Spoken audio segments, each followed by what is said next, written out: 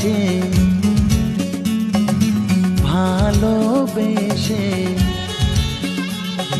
সঁপে দিলাম মন প্রিয়তমা আমার।